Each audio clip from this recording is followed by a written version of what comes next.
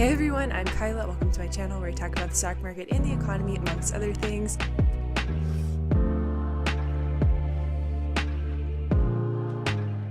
Today we're going to be talking about natural gas. So natural gas has been going through it for the past 24 hours. The February contract of natural gas went up 72% over the past 24 hours because there was a little bit of a short squeeze in natural gas. So today I'm going to be talking about natural gas and in general why we have so much volatility in the energy markets right now and the expected volatility that will probably keep on coming because of that. As a quick note, ECI, which is the Employment Cost Index, came in a little bit lower than expected, which means that the Fed is going to have a little bit less inflationary pressure there. However, the PCE, which is the personal consumption expenditure, which is what the Fed uses to gauge inflation, came in basically at an all-time high. Inflation is still a worry. What's going on in energy markets is probably going to make inflation even bigger of a problem. So let's talk about it. I don't even know where to begin. Somebody pointed this out in a tweet yesterday. There's a war of revenue and fuel in the Nat Gas market. So Russia exports a ton of natural gas to Europe. Russia is essentially responsible for 30 to 40% of Europe's natural gas supply. Europe is incredibly reliant on Russia, and Russia in turn is a little bit reliant on Europe in terms of actually making money. Nat Gas is about 13% of Russia's overall revenue, and they made $62 billion off Nat Gas in 2021. There's a dual reliance here, but it's a war of revenue versus fuel, right? Russia, could they go longer without revenue, or could Europe go longer without fuel? It's a lot easier to lose, 13%-ish, 20%-ish of your overall revenue versus potentially freezing.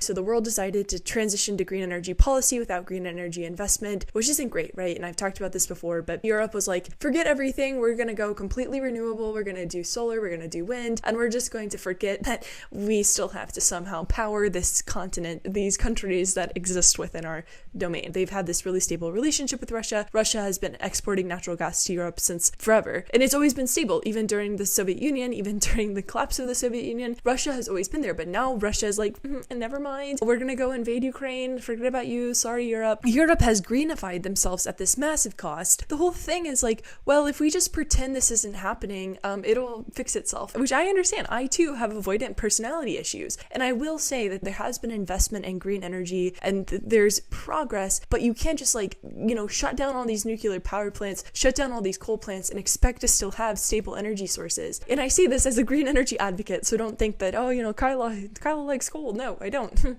I think there needs to be alternatives, but you have to invest in the alternatives in order for them to work. It's like this big relationship between Russia and Europe where Russia exports a ton of natural gas to them. Europe is reliant on Russia because of that, and that whole relationship is falling apart, essentially. Even worse, Russia's about to invade Ukraine. That's a whole different story. Ukraine doesn't seem convinced that Russia is going to invade them. The Biden administration met with US banks today to be like, hey, we're probably going to sanction Russia, so here's how you prepare for that. That's a huge part of this narrative and a huge part of why Russia potentially invading Ukraine could be so detrimental, not only for the Ukrainians that are going to get their home invaded, but also for Europe in terms of how they access energy. So Russia is also a big exporter of oil. Oil prices are now above $90. Russia can also just decide to cut production on oil. So not only do they have control via natural gas, but they also have control via oil. There's also low spare capacity in oil, lots of underinvestment, a lot of underproduction, primarily because of just the weirdness of the past couple of years. Having the pandemic, oil went negative in March of 2020, and oil companies were like, what's going on? And if demand's going to be really low, we're not going to produce as much because people are locked inside their homes. And also because of ESG policies, so companies get a boost if they say we're not going to use oil. We're going to greenify, we're going to buy carbon credits. That's great until it's not great, because then it leads to underproduction and underinvestment. Russia controls a lot of oil. It's part of OPEC. They also supply 1/10 of aluminum and copper and produce 43% of palladium. They're also the largest exporter of wheat. Russia is a commodity exporting nation, so any disruptions, it's not just going to impact Russia, it's going to impact the world because we're a global economy. So if Russia decides hey, we're not going to do anything, number one, they're going to destroy their own economy, but number two, they're going to impact the economies and the lives of so many other people. That's the whole situation with Russia and commodities, and now Europe has to figure out how to get natural gas to heat themselves. The United States has stepped up and they're like, don't worry, we're going to talk to other countries to try and get this figured out, but there's there's infrastructure constraints on how they can actually get the natural gas to Europe. So there's a certain way that the infrastructure is in place. You can't just like go and ship it. You have to sort of have these different pipelines. You have to have different ways in order for this stuff to actually get through. That is also why Germany has been so adamant about Nord Stream 2, which is this pipeline that they want to open up into Russia and Russia into them. The situation with Russia is putting a lot of that at risk because it's like, well, we can't open a pipeline if you're going to invade Ukraine, like,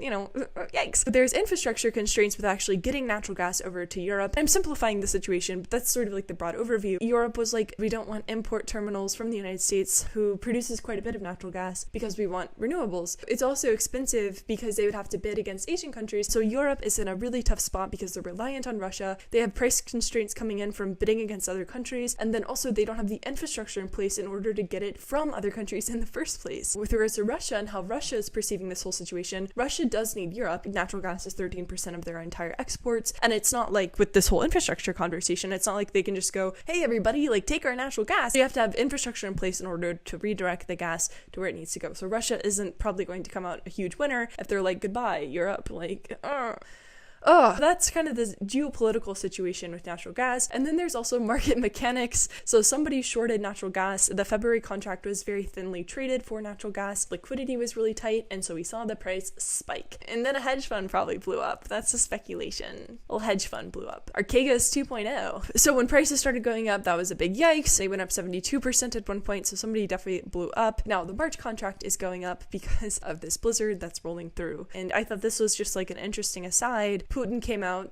I think, on purpose and was like, now we're going to allow crypto mining to sort of take place in Russia. It already does to a certain extent, but he's sort of embracing it because Russia is really the perfect place to mine crypto. It's cold. There's a lot of access to natural resources in order to get those machines up and going. And then on the other flip side of that situation, you have the US, who's going to enact some sort of regulation soon because they believe Bitcoin to be a matter of national security. There's rolling blackouts in Central Asia, which makes crypto's energy process not super awesome because they do rely on countries like Kazakhstan in order to produce this energy that they need to mine the crypto. And so if all of a sudden those energy sources go away, which if the power grid goes down, so does crypto, that's not good either. And so that's a big situation. And now countries are turning to coal again. There was a very good article in Bloomberg about that. China's demanding a huge amount of coal. Coal demand is likely to grow nearly 3% from 2019 to 2024, reaching an all-time high of almost 8.1 million tons of coal.